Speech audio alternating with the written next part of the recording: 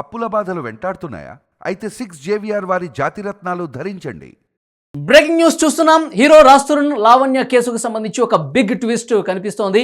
Charge sheet file అయింది. రాజ్ నిందితుడిగా చేరుస్తూ నార్సింగి పోలీసులు చార్జ్ షీట్ కూడా ఫైల్ చేశారు.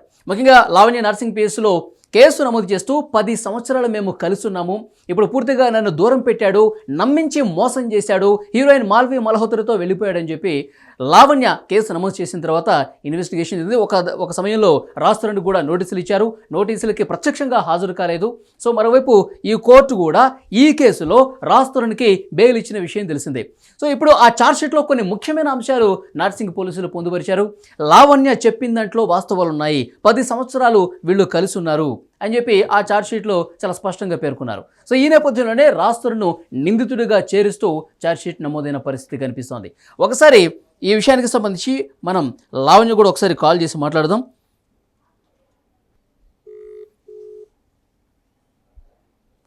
కాల్ డిక్లైన్ అని వస్తుంది, కాల్ కట్ చేస్తున్నట్టున్నారు లావణ్యకి 2 సార్లు ఫోన్ చేశాను, ఫోన్ రింగ్ అయింది కానీ కాల్ని రిజెక్ట్ చేశారు.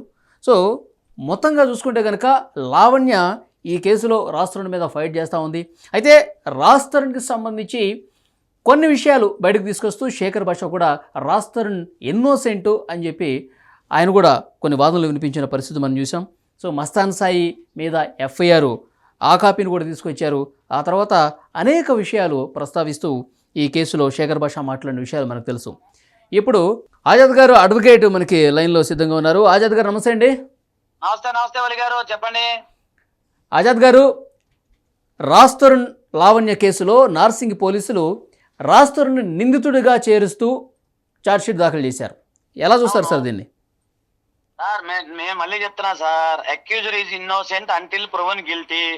వాళ్ళు ఇప్పుడు ఛార్జ్షీట్ అంటే ఏంటి? నేరారోపణ సంబంధించిన ఒక పత్రము, అది వాళ్ళు ఫైల్ చేశారు. ఎందుకు? ఇన్వెస్టిగేషన్ కంప్లీటెడ్ అయింది. సో ఇగో మాకు వచ్చిన పరిశీలించిన అంశాలు ఏంటనేది మామూలుగా దాన్ని ఛార్జ్ షీట్ వేయడం కామన్. అది నిరూపణ అవ్వాలి, దానికి చాలా పనులు ఉంటాయి, దానికి విట్నెస్లు ఉంటారు, ఇవన్నీ క్రాస్లు చీఫ్లు ట్రయల్ అయిన తర్వాత కదా అతను నేరం చేశాడా లేదా అనేది. ఇంకొకటి ఇప్పుడు ఛార్జ్ షీట్ వేసిన దానికి నెంబర్ రావాలి, సీసీ నెంబర్ అవుతుంది. ఆ నెంబర్ అయిన తర్వాత అప్పుడు అంటే పోలీసులు ఒక నిర్ధారణకు వచ్చేసారు సార్. లావణ్య చెప్పిన దాంట్లో వాస్తవాలు ఉన్నాయి, వారింటికి వెళ్ళాము, మేము అక్కడ అన్ని పరిశీలించాము, కొన్ని వాస్తవాలు ఉన్నాయి, లావణ్య చెప్పే దాంట్లో 10 సంవత్సరాలు కలిసి ఉన్నారు, ఇవన్నీ ఛార్జ్ షీట్లో ఉన్నాయి. దీన్ని ఎట్లా చూడాలి? వలి గారు, నేను ఏమంటున్నానంటే ఛార్జ్ షీట్ అంటే పోలీసు వారు నిర్ధారణకు వచ్చిన అంశాలు మాత్రం ప్రతి కేసులో కూడా అదే వేస్తారు. ప్రతి కేసులో కూడా ఎస్టాబ్లిష్మెంట్ చేయడం కోసమే పోలీసు వారు ప్రయత్నం చేస్తారు. అది ఏ కేసు అయినా కానీ. సో అది నిరూపణ చేయాల్సింది కోర్టులో. సో అవసరమైతే దాన్ని హైకోర్టులో క్రాష్ చేస్తాము, ఛాలెంజ్ చేస్తాం. హైకోర్టులో క్రాష్ చేసుకునే రైట్ కూడా ఉంది కదా. అవును. సో నిందితుడికి కొన్ని హక్కులు ఉన్నాయి కదా వలి గారు. సో దాని ప్రకారం నిందితుడికి ఉన్న హక్కుల ప్రకారం ఏంటంటే దాన్ని అతను we are right to prove our innocence. Police వారు చెప్పిన విషయాలతో పాటుగా అవసరం నెక్స్ట్ ఫర్దర్ ఎవిడెన్స్ ఉంటుంది, అలాగే మాకున్న ఎవిడెన్స్ ఉంటుంది. ఇవన్నీ మేము సబ్మిట్ చేస్తాం కోర్టులో. ఇవన్నీ తేలాలి కదా, చాలా టైం పడుతుంది. ఇప్పుడు ఎక్కడ అవుతుంది? ఈ కేసులో ఆల్రెడీ బెయిల్ వచ్చింది సార్. లాస్ట్ టైం కోర్టులో వాదనలు జరిగినప్పుడు కూడా సో పెళ్లికి సంబంధించి ఆధారాలు చూపించలేకపోయారు లావణ్య తరఫు న్యాయవాది, పెళ్ళైనట్టు ఎక్కడ రుజువు కాలేదు అని చెప్పి ఆయనకి బెయిల్ కూడా ఇచ్చేశారు. అవును, ఇప్పుడు అదే చెప్తున్నాం కదా, వేర్ ఇస్ ద ఎవిడెన్స్? ఒక మహిళ తాలిబొట్టు మహిళ మెడలో వేసుకొని ఒక వ్యక్తితో వెళ్ళినంత మాత్రం పెళ్ళైనట్టు కాదు కదా. పెళ్లికి సంబంధించిన మనం టీవీలో డిస్కస్ చేసుకున్నాం. హిందూ మ్యారేజ్ యాక్ట్ ప్రకారంగా ఏవైతే మంగళసూత్ర ధారణ, తాలిబొట్టు ఇవన్నీ ఏవైతే ఉన్నాయో ఈ కార్యక్రమాలు చేయాలి. దానికి సంబంధించిన ఎవిడెన్స్ ఉండాలి. అంతేగాని మేము ఎక్కడో ఊరు బయట ఒక గుడికి వెళ్ళాము, అక్కడ తాలిబొట్టు నాకు కట్టాడు అంటే ఓకే, అది కరెక్టే. కానీ భారీగా నీకు ఎస్టాబ్లిష్మెంట్ చేయాలంటే కోర్టు వారు అడిగిన పత్రాలను మీరు రుజువు చేయగలగాలి. ఓకే. అంతేగాని నేను తాలిబొట్టు కట్టుకున్నా, అయితే నాకు నేనే అర్థం ముందు తాలిబొట్టు కట్టుకున్నాను, అట్లా నా ముందు దేవుడి పట్టం ముందు తాలిబొట్టు కట్టాడంటే అట్లా కుదురుద్ది. దానికి ఎస్టాబ్లిష్మెంట్ ఉండాలి. ఇప్పుడు 10 సంవత్సరాలు కలిసి ఉన్నారు అని చెప్పి ఛార్జ్ షీట్ లో ఉంది సార్. మరి 10 సంవత్సరాలు కలిసి ఉన్న దానికి సంబంధించి కోర్టు ఎలా చూస్తుంది సార్? ఇప్పుడు ఇది కోర్టు సంబంధించిన అంశాలు అనేవి ఆ సందర్భాన్ని బట్టి, ఆ సర్కమ్స్టాన్స్ బట్టి, ఒక అడ్వకేట్ యొక్క టాక్ట్ఫుల్నెస్ బట్టి ఉంటది. ప్లస్ మా దగ్గర కూడా ఎవిడెన్స్ ఉంటది కదండి. ఇప్పుడు వ్యక్తిగతంగా ఆమె చెప్పిన ఎవిడెన్స్ ఆమెకు ఉంది. ఒకటి, మహిళలకు సంబంధించిన చట్టాలు అనుకూలంగా ఉన్నాయి, పురుషులకు సంబంధించిన చట్టాలు లేవు. ఒక మహిళని పురుషుడు లవ్ చేసి పెళ్లి చేసుకున్న మోసం చేస్తే చట్ట ప్రకారం అతను శిక్షార్హుడు. ఓకే. కానీ అదే చట్టంలో ఒక పురుషుడు ఒక మహిళ చేతిలో మోసపోతే మనం కేసు పెడతానికి లేదు.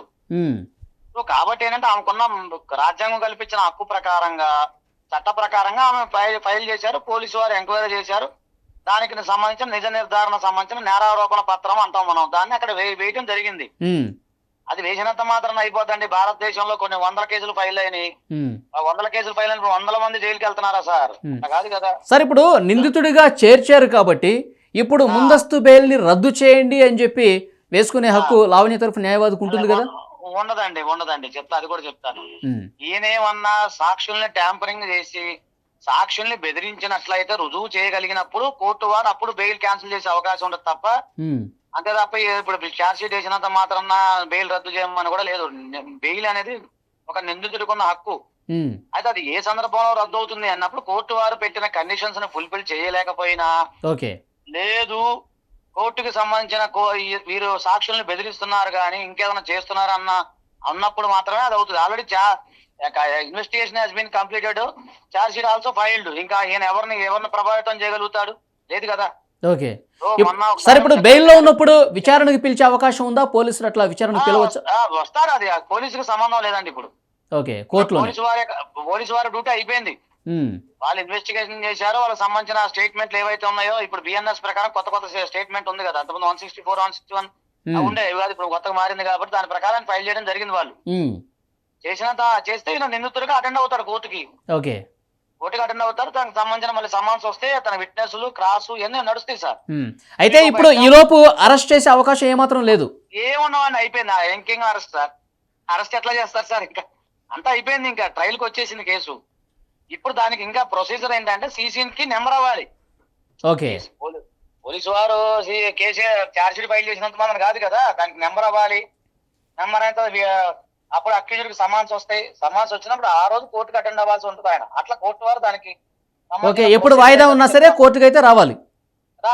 రాలేని పక్షంలో ఆప్షన్ పిటిషన్ ఒకటి ఉంటుంది. దాన్ని మేము ఫైల్ చేసుకుంటాం. అలాగే ఈ సందర్భంలో హైకోర్టులో కూడా మేము దానికి క్వాష్ కి ట్రై చేసుకున్నాం. ఓకే, క్వాష్ అయ్యే అవకాశం ఏ మేరకు ఉంది సార్? వెంటనే ఏమన్నా అయిపోతుంది? అలాగే అది వాళ్ళ ఛార్జ్ షీట్ చూడాలి కదా. ఛార్జ్ షీట్ ఇంకా రాలేదు కదా మన చేతికి. ఛార్జ్ షీట్ వచ్చిన తర్వాత ఒకసారి దానికి సంబంధించిన పరిస్థితులు ఏంటో చూసుకొని అప్పుడు ఛార్జ్ షీట్ అనేది ఫైల్ చేయడం జరుగుతుంది తప్ప ఇప్పుడు ఈ క్షణంలో మనం మన దగ్గర లేనప్పుడు మనం ఏం చెప్పడానికి ఉండదు.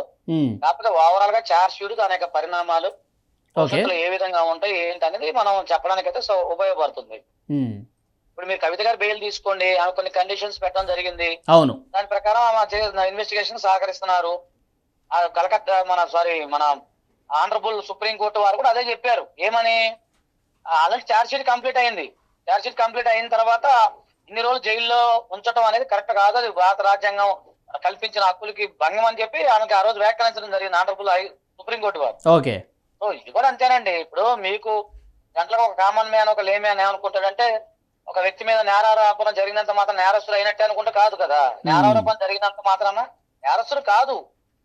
అలాంటి చాలా కేసులు మనం చూసాం. కింది కోర్టులో బెయిల్ శిక్ష పట్టా కూడా పై కోర్టులో ఎక్విటల్ అయిన కేసులు మనం చాలా చూసాం. ఓకే.